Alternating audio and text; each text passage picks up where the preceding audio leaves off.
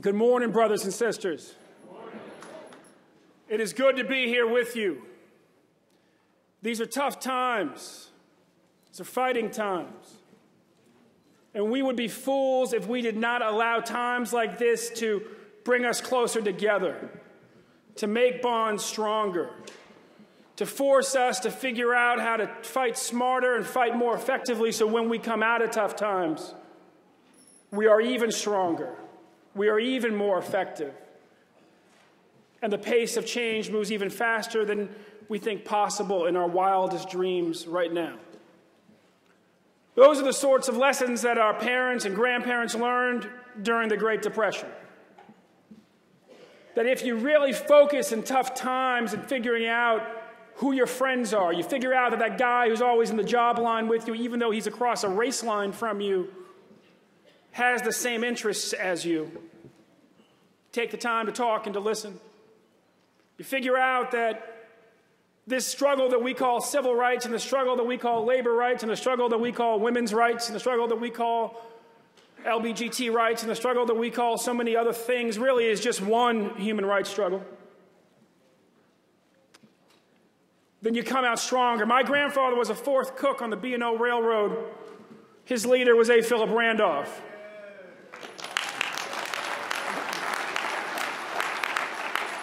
My granddad had a college degree, but the Great Depression was a great leveler. You could be both educated and black, college grad, living in the projects, working and poor, all at the same time. My mom spent half her childhood in McCullough Homes, oldest black project in Baltimore.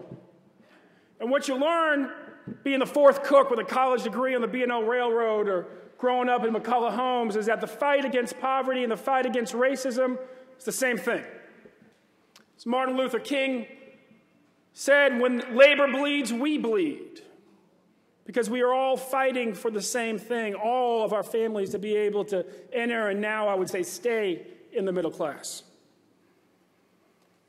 That is why when I came on board, I was very clear that even if it cost us millions of dollars in donations, which it did over the following 3 years, we would support the Employee Free Choice Act.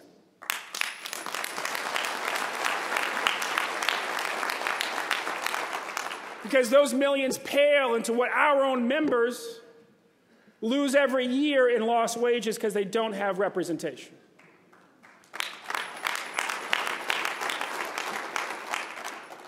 And that's why Larry and I and George Gresham at SEIU 1199 and so many others came together to pull together one nation, the most diverse march on Washington for jobs this country has ever seen. As I pointed out to somebody that day, we didn't just have a Latino speaker or a student speaker or a gay speaker. That was actually just one speaker. And he spoke to all those identities poetically. But most importantly, he spoke about what the fight of the day is for people in this country, which is the fight for jobs and the fight to ensure that we hold on to our homes, that our children can buy homes, that kids go to college and they come out empowered and not financially trapped. We went from there to We Are One, and now here we are in 2012. And my, do we have a fight on us in 2012. You know, we have seen in this past year this massive assault on the right to organize. These aggressive assaults on women's right to choose. These audacious attacks on clean air and clean water. Attacks on the rights of immigrants. Attacks on basic civil rights protections. And in the midst of all this comes this massive attack on the right to vote. We have to understand in this moment that no matter which of those things, or maybe it's these budget attacks on education, no matter which of those attacks on rights we as an organization or an individual hold more dear, that our ability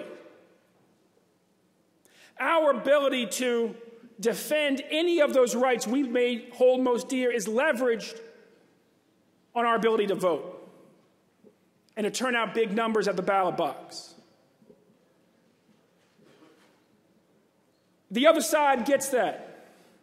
The other side understands. Groups like ALEC, Koch brothers, they understand that when they come after access to the ballot box, when they try to block the vote and shrink the number of people who can vote in any election, it's as good as a win on anything else that they're pushing. And we have to get it too. That's why Jim Crow started with voter suppression. That's why the Southern Strategy started with voter suppression. Whenever we expand the electorate in this country, whenever it looks like we're actually getting closer to the day when America is America, when our nation actually stands for its own ideals in a way that's visceral to the average person in this country. Immediately thereafter comes a massive attempt to block the vote. You get the 15th Amendment to the Constitution, all blacks can vote. New York State says, oh, we're introducing go actually look in the legislative history for New York's ex-felon voting ban, right around 1868, 1869. They say in the language, we are doing this to suppress the black vote. New York State was proud that they had opposed the 15th Amendment to the Constitution. They didn't want all blacks to vote. They'd already let some blacks vote. They didn't want all blacks to vote because it would mess up New York City politics. And so stuck with that prospect, I spent a lot of time organizing in New York City. New York City politics are sacred in Albany. And so they literally put in this piece of legislation on its face about ex-felon disenfranchisement. They state plainly the purpose is to suppress the black vote. Virginia, 1906, embeds similar legislation in its constitution. A delegate to the state constitution says quite plainly, because of this plan, the darky will be eliminated as a factor in our state's politics within 5 years. Brothers and sisters, it doesn't get much more plain than that. And so when you see the governor of Florida this year undo what Jeb Bush and Charlie Crist, or redo, if you will, what Jeb Bush and Charlie Crist had undone 10 years ago, when you see him reinstate their ex-felon voting ban after Jeb Bush and Charlie Crist, feeling pressure after 2000, got rid of it and pushed 500,000 Floridians off the rolls, half of those 250,000 black, and a similarly large number of Latino, and the rest pretty much all poor white. Understand that the impact now is the impact was then, and the purpose now is the purpose that it was then, whether they say so or not. But even more insidious and aggressively pushed across this country are these voter ID bills. And let me make it plain, because Larry does a very good job, and CWA does a very good job of helping this country understand how elections are bought and sold. How wealthy interests can, with a couple of changes of rules in the Senate, kind of get this sort of gentleman's filibuster, where they no longer have to be tacky about it and stay up all night on TV just showing the world what hateful individuals they are. They can just raise their hand and stop what had been a decade or 2 decades of working for progress just because, I would filibuster it. But the flip side of buying an election is suppressing the vote. So you buy as many votes as you can, and if you still don't like the odds, you seek to suppress the votes of those who might object. And so we have these ex-felon voting bans. But they come with voter ID. Now, this can be a hard one. A lot of us found ourselves sort of tongue-tied when we first faced it in 2011 because folks said, well, we think that only people, who live here should be able to vote, and if they don't show an ID, then how do we know? Well, of course, for a couple of centuries, we just asked you for your address, does it match up? You signed, does that match up? We have ways to do it. You say to the other side, why are you doing this? They say because voter fraud is rampant, because people impersonate voters all the time. George Bush spent 5 years and millions of dollars. He came up with like 80 cases in 5 years. The governor of New Mexico spent over $1 million. She found 2 cases in 2 years. The Republican Lawyers Association said, watch what we're going to do. We're going to look at every single state across 15 years. They found 350 cases in 15 years. What is that, like 25 cases a year? We don't have enough lawyers in the Department of Justice to handle 25 cases a year? No, we need to go out there and do this massive change that will literally disenfranchise millions of people. Young black men, ages 18 to 25 in Wisconsin, according to the Brennan Center, 75% of them right now don't have a valid ID. Why? It's the same thing like Katrina. You know, Katrina, folks said, just hop in your car, get out, hop in your car, get out. And then all of a sudden, the camera panned back. There was 4 feet of water, and people were swimming like this. And they said, why are they still there? Why didn't they hop in their car and get out? They own their home. They are too poor to own a car. People who are too poor to own a car tend not to have a driver's license.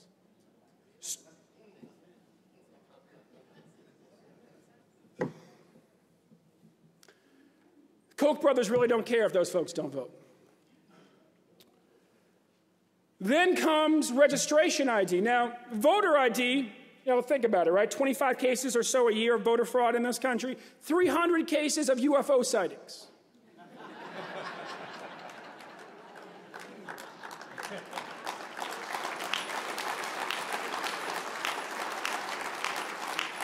Therefore, if we accept that 25 cases of voter fraud is sufficient justification for the most aggressive voter suppression legislative drive we have seen in over 100 years, based on 25 cases, then 300 cases of UFO sightings, I say should be sufficient to request that we exhume the body of Orson Welles, bring him back to life, and fight the War of the Worlds.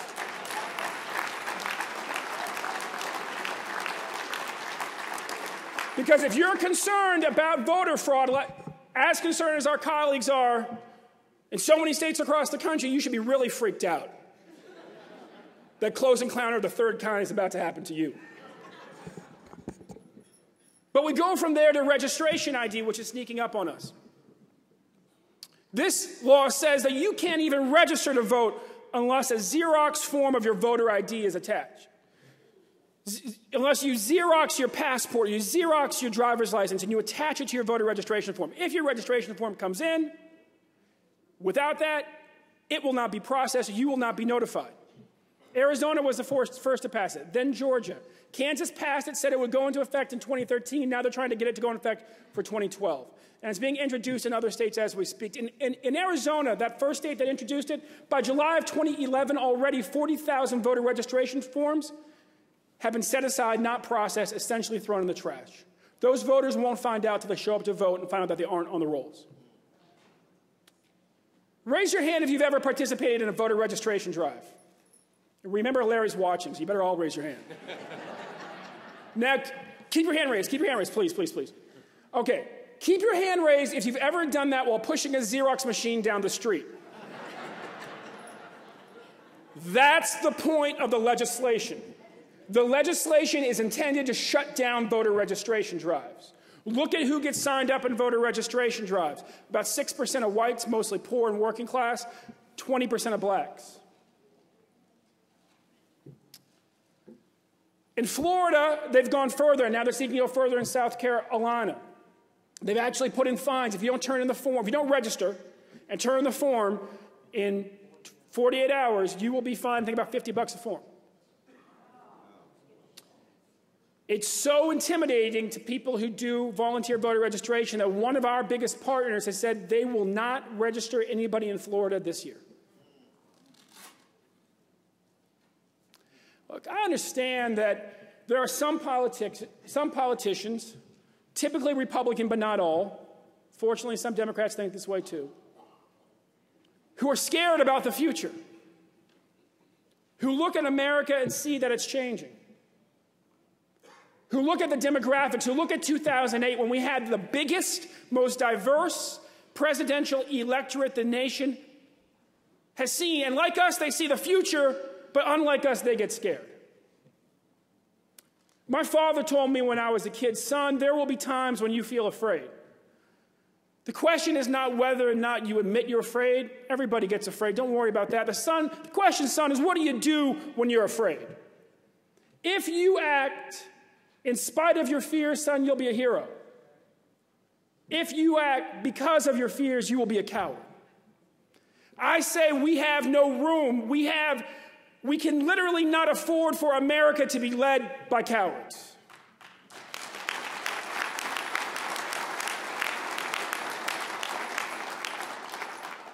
One day, our country will get to the place that our ideals talk about, a place where every child has access to equal education, quality education, good education, where every worker can afford to buy a home, provide for their family, put food on the table, send their kids to college.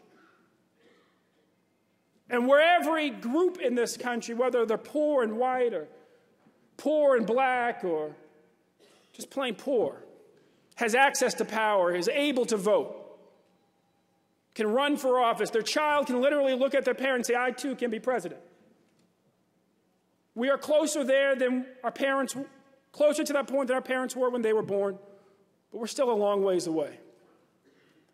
But the only way that we get there is that we decide to be the heroes. We decide to be the ones who hold on to the dream of this nation and do not let it part from it. We decide that there is only one movement in this country. It is a movement for human rights. It is a movement for human dignity. It is a movement for the American dream. And we come together as one, be the majority that we actually are, and ensure that America is America for our children.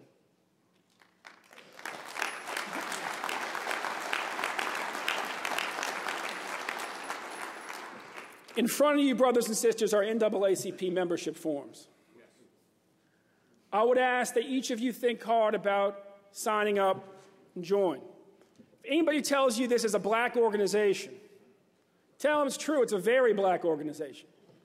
But it ain't a black organization, and there's a difference. We are rooted in black churches across this country, but we've been multiracial from the day we were born. Our chapter president at Jackson State University is a 30-year-old white guy, an untraditional student at Jackson State in every way. But he believes in justice.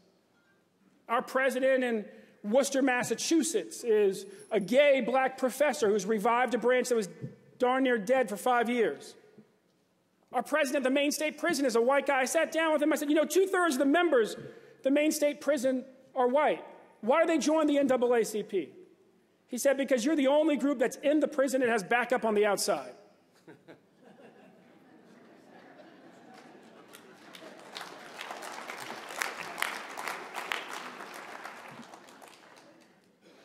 We are, just like when Mary White Ovington, a white reformer, founded us along with W.B. Du Bois, an organization that is multiracial, multi-gender-led. My chairman is a woman. All the people I really take orders from in the NAACP are women. Oh, that's right. I suspect it's similar in labor, but I ain't going to say nothing while I'm in your house. But absolutely fired up on justice. And the only way that we get stronger, the only way that this movement gets stronger is that we come together and try new things. So if you belong to the NAACP, please renew. If you used to belong, well, let's pretend like you still belong. Please renew. If you've never signed up, please do. We need you in the NAACP. But either way, we will be there arm in arm on the battlefield, fighting for justice and turning out more people in 2012 than these voter suppression experts think is humanly possible. God bless.